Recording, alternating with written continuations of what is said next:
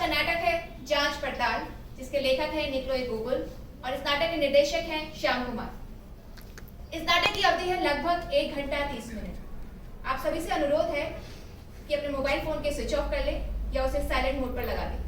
और दोस्तों, नाटक के दौरान फोटो खींचना और वीडियो बनाना सख्त मना है। आप लोगों से फिर अनुरोध है कि अपने मोबाइल फोन के स्विच ऑफ कर लें या उसे वाइब्रेटर मोड पर लगा दें या साइलेंट मोड पर लगा दें, ताकि आपको और आपके साथ बैठे किसी भी दर्शक को नाटक देखने में असुविधा ना हो। आइए देखते हैं नाटक जांच पड़ताल। सजना है मुझे सजना के लिए, सजना है मुझे। हे भगवान, कितनी सुंदर, कितनी कोमल, कितनी निर्मल, कितनी नाजुक, एकदम कैटरीना कैफ की तरह, स्लिम फिट। मेरे प्यारे दर्पण भैया, झूठ ना कहना, इस पूरे संसार में कोई मिस यूनिवर्स बन सकता है तो कौन है भला? तुम्हारी सौतेली बेटी टीना। झूठ साफ झूठ, तुम इस अंडमान बनने लायक भी नहीं है। हाँ? सारा मूड खराब कर दिया, मूर्ख कहीं की। मम्मी, 1 मिनट के लिए शीशा दो ना प्लीज। रहने दे, शीशे में ही अंधेरा नजर आएगा और मैं क्या थाल में मुंह देकर मन बहलाऊं? बढ़िया है शीशे वाली मोटी भैंस, सेकंड हैंड माँ। क्या? लाओ लाओ, तुम भी मेरी सैंडल मुझे वापस करो। कौन सी? जो पहन रखी है। सैंडल चाहिए? सैंडल चाहिए? ले, ले और ले। कुत्ते के मार दी। मारो मारो मारो, सब मिलकर मुझे मारो। इस घर को पागल खाना बना के रख दिया तुम लोगों ने। सुनिए जी। बोलो। पापा मेरी सुनो। हाँ, बोलो। मेरी सुनिए ना। अरे बोलो। पापा मेरी अरे सुनो। सुनिए तो सही। पापा मेरी अरे सुनो। चुप, अरे एक एक करके बोलो। हाँ तुम बोलो। ये हरदम मुझसे झगड़ा करती है जी, समझा लो इसे, मैं नहीं चली जाऊंगी। आप कुछ कहते ही नहीं। देखो, मम्मी हमेशा आपको भड़काती रहती है। शादी के वक्त लोगों ने कहा था दूसरी बीवी बनकर जा रही हो और राज करोगी। यह तो सब तेरी बेटी का हुक्म चलता है। मैं तेरा की जमींदारी हूँ। जमींदारी नहीं बात, जमादारी। हाँ हाँ वही जमादार। क्या बोली? अरे चुप हो जाओ, शांत रहो, मुझे भी शांति से रहने दो। अरे मेरा दिमाग पहले से बहुत खराब है। अरे नहीं समझता है कुछ तो क्यों किया था ब्याह? देखा पापा क्या कह रही है मम्मी? ऐसी अरे कह चुप रही हो है। जाओ, दफा हो जाओ, जाओ। अब तुम्हें क्या इनविटेशन देना पड़ेगा, जाओ। जब देखो टकरा के चली जाती है। वैसे भी ये हमारी निजी जिंदगी है, जैसे चाहे क्यों। और वैसे भी कोई मेरे कैरेक्टर पर उंगली उठाए, ये हमसे बर्दाश्त नहीं होगा। अच्छा, बर्दाश्त नहीं होगा। अरे छुट्टन, जरा एडी वालों का तो फोन लगाओ। हुजूर, ईडी वालों को फोन क्यों लगाते हैं? हाँ, बल्कि मेरी आप सभी से विनती है कि छोटी मोटी बातों पर आवेश में ना आए और अपने काम पर पूरी तरह ध्यान दें। ज्यादा सीख मत दीजिए, अपना होश है आपको। मेरा तो सब काम दुरुस्त है श्रीमान, बिल्कुल मेरी तरह। अरे खास दुरुस्त है, खड़े खड़े सोने वाले आदमी। अरे एक भी स्टूडेंट, एक भी टीचर नजर नहीं आता आपके स्कूल में।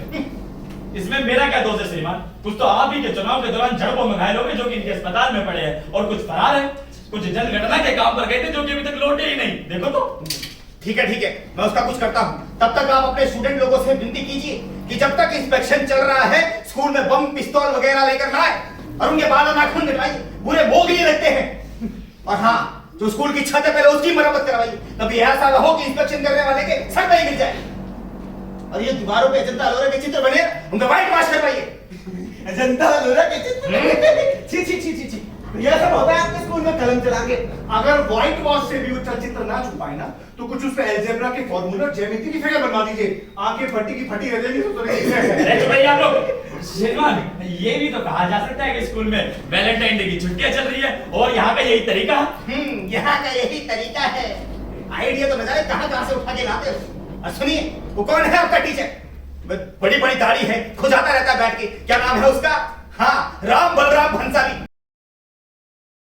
निकाल दोगे? अरे आगे भी बोलो। अरे बताता हूँ। आज सुबह जब रास्ते में मैं छुट्टन से टकरा गया। अरे भाई, कबाब की दुकान के पास। हाँ ठीक है, बीच में बोल। कबाब की दुकान के पास। तो उसने कहा बड़ी भूख लगी है। तो हम जैसे ही होटल में घुसते तो क्या देखते हैं, एक खूबसूरत नौजवान, जीन्स की पतलून और काला चश्मा लगाए, जीन्स की पतलून और काला चश्मा लगाए हमें ऐसे घूर रहा था जैसे किसी बात की टोलेरा हो। मैनेजर को बुलाया? अच्छा, मैंने बुलाया मैनेजर को। तो हमने तुरंत मैनेजर को बुलाया और उस नौजवान के बारे में पूछताछ की तो पता चला कि कोई अफसर है जो दिल्ली से आया है 2 हफ्तों से यही है, जाने का नाम ही नहीं लेता। दिन भर खाता है पर किसी भी चीज का पैसा नहीं देता, सब अकाउंट में लिखवा देता है।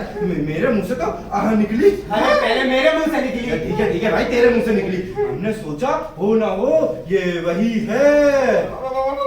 वही कौन? वही अफसर जिसका जिक्र उस खत में था। नहीं, ये नहीं हो सकता, ये वो नहीं हो सकता। अरे बात समझने की कोशिश कीजिए सर, होटल में गुफ्तखोरी और ऊपर से सीना चोरी। ये खासियत तो सिर्फ बड़े अफसरों की होती है, और जिस पैनी नजर से वो देख रहा था, बस पूछिए मत हुजूर, वो भूखे शेर की सी नजर थी। मैं क्या ही बोलूं, मेरा तो थोड़ा सा पजामा भी गीला हो गया। अरे फिर झूठ, वो पजामा तेरा नहीं मेरा था। ठीक है भाई, तेरा था। अरे सुनो, कौन से कमरे में रुका है? अरे भाई कमरे नंबर 5। पिछले साल अफसरों के जूतों में बाजार हुई थी। वो 2 हफ्तों से यही है। अरे 2 हफ्तों में तो न जाने क्या कुछ नहीं हुआ होगा। संभवतः इसी काल में आपने ट्रेजरी से 50 लाख रुपए निकलवा के स्टेट बैंक की प्रतिभूतियां, मेरा मतलब है शेयर खरीदे थे श्रीमान। अरे चुप रहिए, वो अपनी मर्जी से नहीं खरीदे थे। अरे फैमिली का दबाव था। फिर तो काफी गुदगुदा दबाव रहा होगा। अरे चुप रहिए, देखिए। चाहिए। जी वैसे मैं पूछ रहा था कि आप गुजारिश शुरू हुई। हाँ कीजिए। जी हुजूर, ऐसा है कि घर जाने से पहले हम जरा अस्पताल होते हुए चलेंगे। अस्पताल? जी। किस लिए? दरअसल मैं आपको दिखाना चाहता हूँ कि हम अपने मरीजों का किस तरीके से ध्यान रखते हैं। जी, और फिर हम अपना लंच भी वहीं कर लेंगे। लंच? जी। हॉस्पिटल में? मेरा मतलब हुजूर, सिविल सर्जन के यहाँ बहुत अच्छा खाना बनता है। लेकिन मैं तो आपके सिविल सर्जन को जानता भी नहीं हूँ। अरे जान जाएंगे हुजूर, जान जाएंगे। भाभी जी भी बड़ी करारी है। फिर वहां से हुजूर हम चलेंगे स्कूल। स्कूल? जी, मैं आपको दिखाना चाहता हूँ कि हम अपने बच्चों की एजुकेशन किस तरह से करवाते हैं। अच्छा, ठीक है, करवाते हैं। और फिर वहां से स्कूल के बाद हम चलेंगे कचहरी और वहां से जेल। जेल, कचहरी? यहाँ जाने की क्या जरूरत है, वो हॉस्पिटल तक ठीक है ना। जी ठीक है हुजूर, जैसा आप चाहे। मैं तो एक तरह करवा देता हूँ। अरे भाई लोटन छोटन जल्दी आओ। एक काम करो, सिविल सर्जन के घर में जाओ और उसको बताओ कि हम अफसर साहब को लेकर आ रहे हैं। ठीक है, जाओ। सुनो, भाभी जी से कहना अच्छे अच्छे कपड़े पहन के तैयार रहिए। अरे जाओ। अरे भाई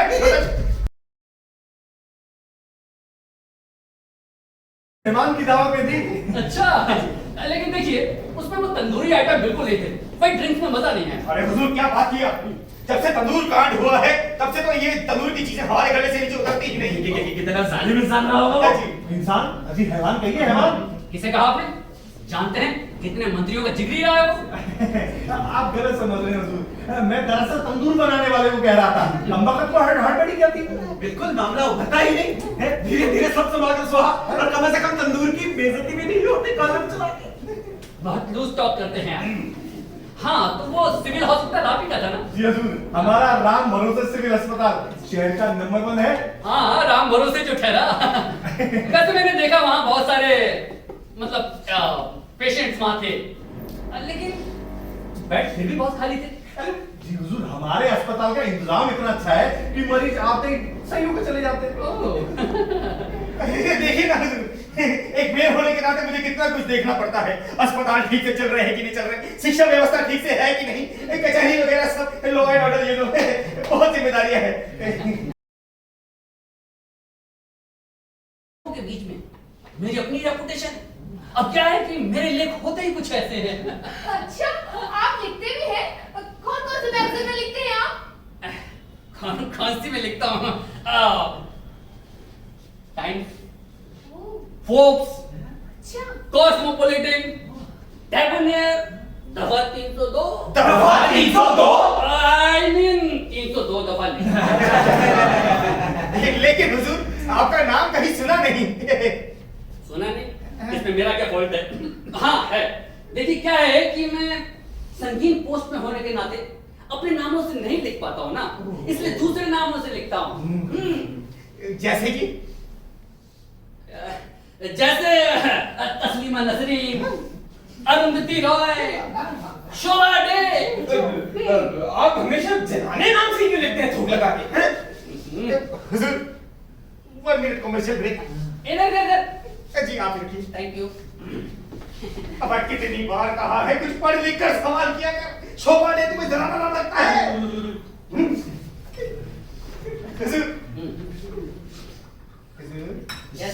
कंटिन्यू।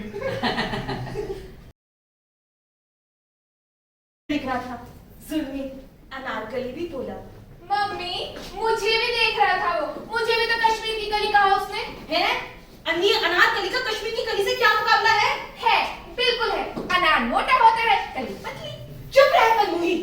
ओए चुप जाओ, देख मेरे अफसर साहब सो रहे हैं।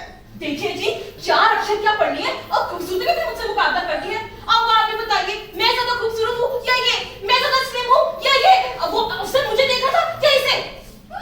चुप हो जाओ टीना की माँ। एक पतिव्रता स्त्री का कि यही धर्म है कि अपने पति के जीते जी दूसरे आदमी की तारीफ करे। तुम्हारे ये लक्षण देख के तो मेरा जहर खाने को जी करता है। हाँ, तो रोकता कौन है? खा लो ना। खा लो ना मम्मी। चुप कर और कभी करना बंद कर। चुप हो जाओ टीना की माँ, चुप हो जाओ। अरे कहाँ रह गई मेरी बत्ती? अरे सुनो सुनो, देखो जाओ, अफसर साहब बुला रहे हैं, जाओ। मैं नहीं जाऊंगी। अरे चली जाओ, भगवान तुम्हारे हाथ जोड़ता हूँ, जाओ। तब तक मैं भी नहा धोकर तैयार हो जाता हूँ। हाँ, चलो। मुझे भी काम है, मैं भी जाती हूँ।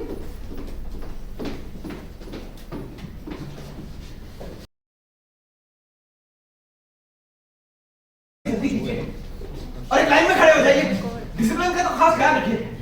ये मत भूलिए कि ये आदमी महलों में आने जाने वाला है, राजे महाराजों के साथ उठने बैठने वाला है कलम चला के। लेकिन मैं कुछ और सोच रहा था। अच्छा, सोच भी लेते हैं आप। क्या सोच रहे थे?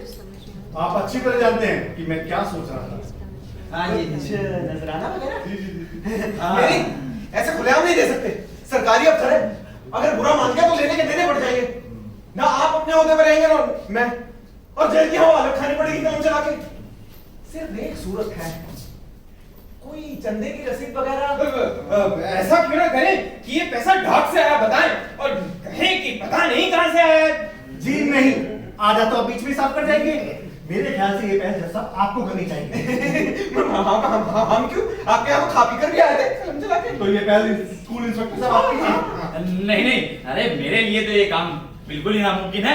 मैं तो ऐसे माहौल में पला बड़ा हूँ कि ना तो किसी बड़े आदमी के सामने सर उठा पाता हूँ और ना ही मुंह खोल पाता हूँ। आप लोग मुझे माफ करिए।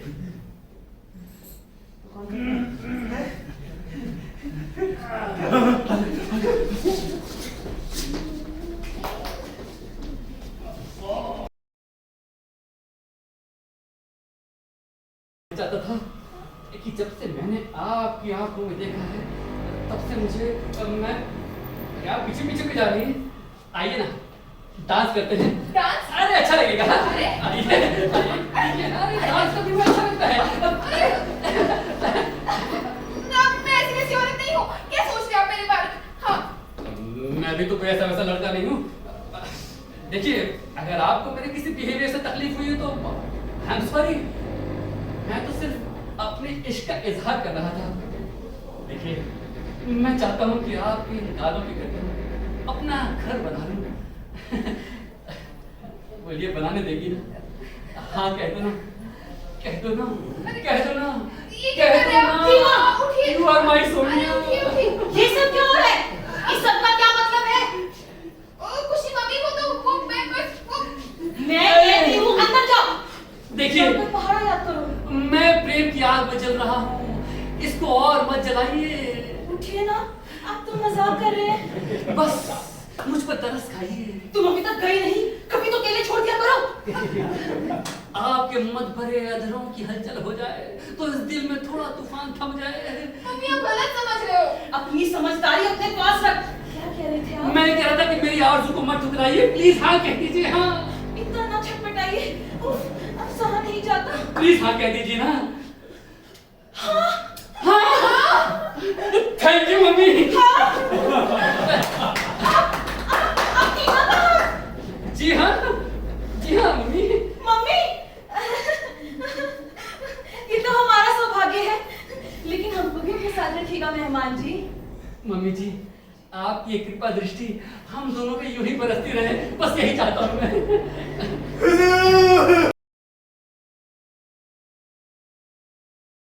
अरे चुप हो जाओ, क्या हुआ ये बताओ।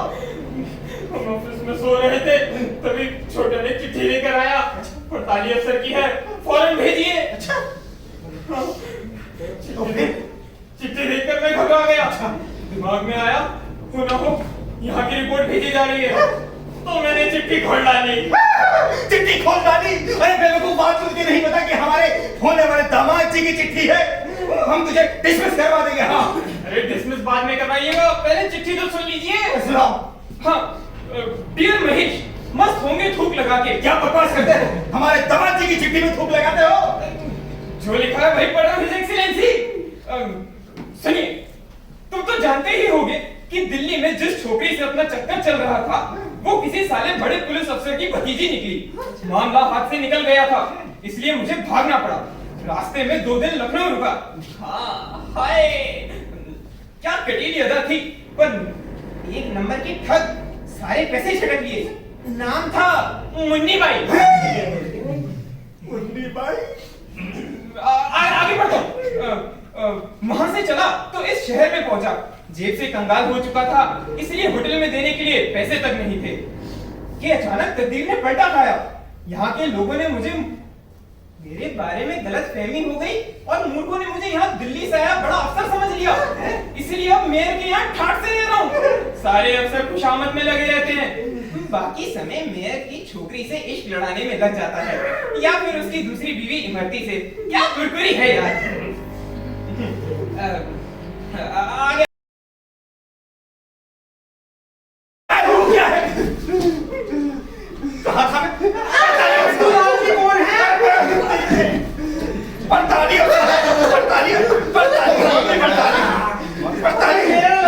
लड्डू लाल जी कौन है? अरे मैं ही हूँ। अरे जनाब, एक दिल्ली से सीबीआई के बड़े अफसर आए हैं। हाँ, सर्किट हाउस में रुके हैं और बड़े तामझाम के साथ आए हैं। रस्सियां, बेड़ियां, हथकड़ियां, और आप सब लोगों को सुबह 9 बजे सर्किट हाउस में बुलाया